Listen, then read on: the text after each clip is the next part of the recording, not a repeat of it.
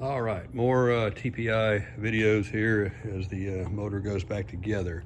So if you watched my previous video, I was going on about the complexity of the plug wires and how they're very hard to deal with. So, and I had some repairs I had to do to a slice in one of the wires we had here.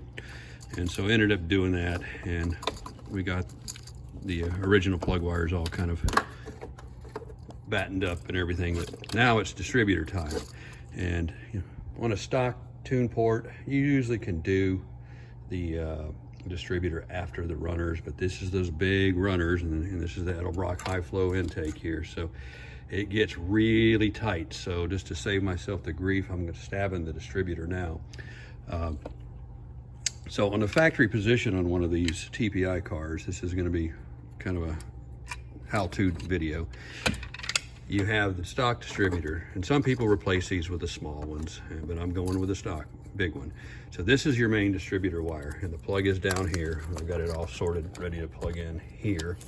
And this other wire here obviously goes to your distributor cap up under there. So distributor cap there. So to get this distributor stabbed right, and there's only a very small window that these things can go in, especially with one of these big intakes, because you can't even get that bolt past that turn there. That's about all the timing clocking you're going to get out of one of these things. So you've got to get it just dead on before you get this thing in there. And so make sure you know where the cap sits and the little square dot. This right here is a reference. This wire is in the front of this distributor. So that's the best thing to do, is line it up to the dead front of the car. And you know, after you get your rotor set. Now, where the rotor gets set at is the number one wire, obviously.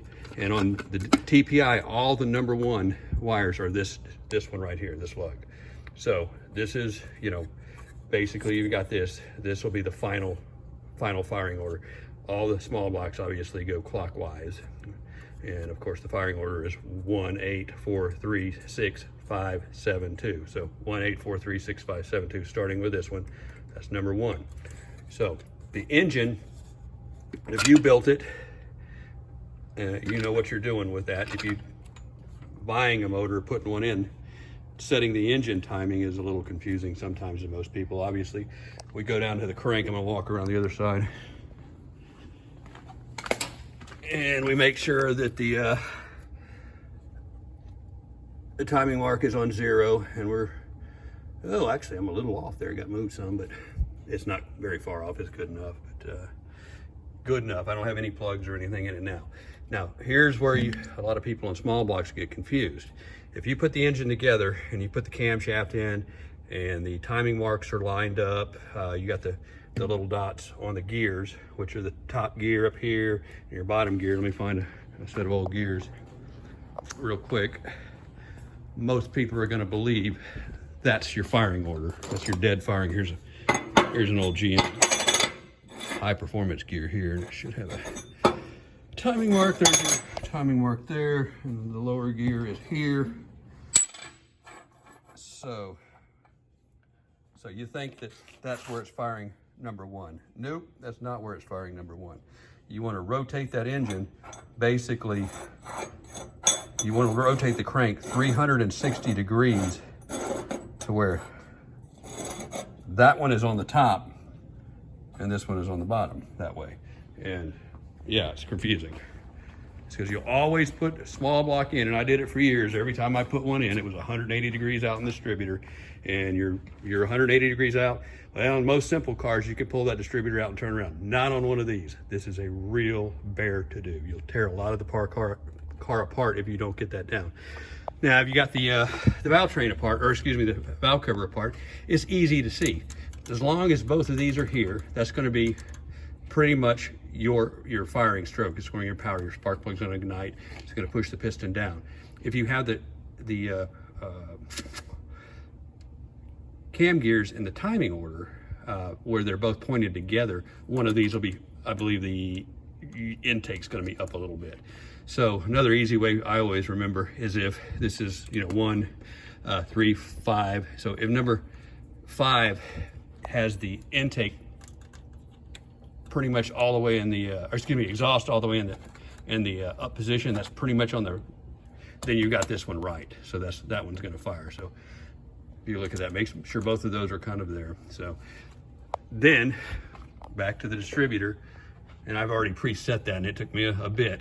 And the way you have to do that to get these right is spin the oil pump shaft.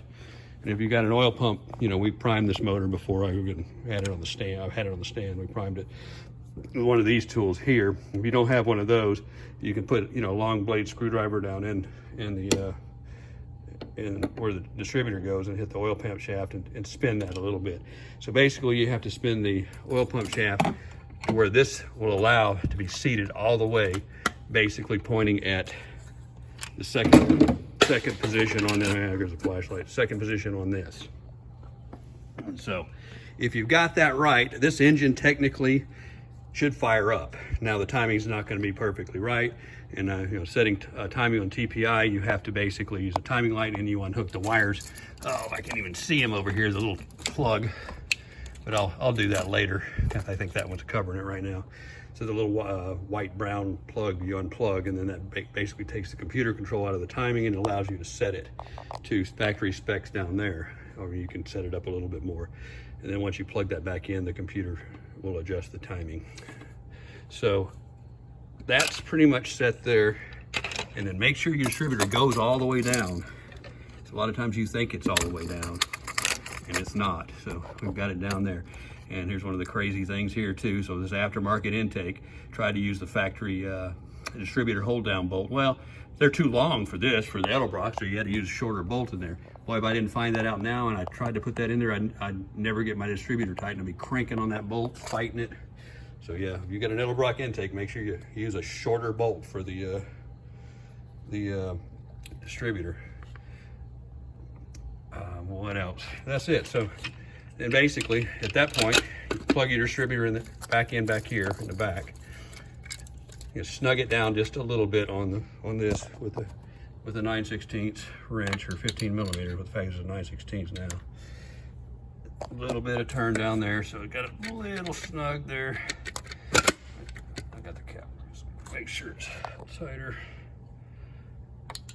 And then start putting your plug wires in order, which fortunately the factory ones are still on here. So we can go starting with, I'm guessing that should be number 1 if it's all put back together the way I had it. Yep, number 1 right there, you can see it on it. And if you got aftermarket wires, you're not gonna have that, you have to trace it back. So that's number 1. So we got 1 there. And then of course, the next one is number 8 here. The next one is number 4 here. 3, 6, 5, 7, 2. And that's kind of the generic way to do a TPI distributor. And like I said, if you had stock runners on it, it's no problem to really pull this. It's not easy, but you can still get the distributor in and out. With these bigger runners, I'm really scared back here to have to fight all of this. There's so much stuff in the way. It is just one compact mess back here. And I'm doing all this work with these ports open, and that's really stupid of me, but I'm really just doing it kind of for the video so you can see what it looks like. I usually have this towel over it. And so I block those ports up, and I always say best thing to do is put tape on them. But I've been doing this a while to where I just use a towel. But so that's it. Hopefully that helps, and that'll get to the next point. After that, we're going to go into the fuel rails and the runners, and then the plenum, and then some more of the front drive. I'm waiting on I went ahead and bought a new GM water pump, so I'm waiting for it to show up online. So I'm kind of held up on the front, but I would usually assemble most of this front drive before I did any of this up here. But I'm just waiting on that, because you got to put the water pump on first, then the air conditioning bracket goes on top of that, and then you can go over here. Now over here is going to be different. It's not going to apply to most cars. This has got a bunch of special supercharger bracketry and all that stuff, and I'll show that when it's getting done. But that's it for now. But actually after that, we're going to the manifolds. And unlike most hot rodders that run headers, I'm running the stock manifolds on this car, and basically for integrity. And oh yeah, I'm going to definitely lose a little bit of power on it, but that's okay. The integrity it gains is good, And that's, you know, a factory, that's actually a GM part number right there. Bought that years ago.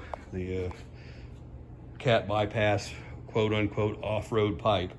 And that is where your catalytic converter, the main, because you used to have pre-cats up here on TPI on each side. There's, you know, pre-cat there. And this is your main cat here. And that is basically just a small glass pack I put in there to make it a little quieter. You don't even need that, but it's just, I built that and put that on there years ago. And it's still loud. It's got ProFlow 3-inch mufflers on it. And what else? So that's about all I'm gonna do for tonight, and I'll pick it up later and make another video.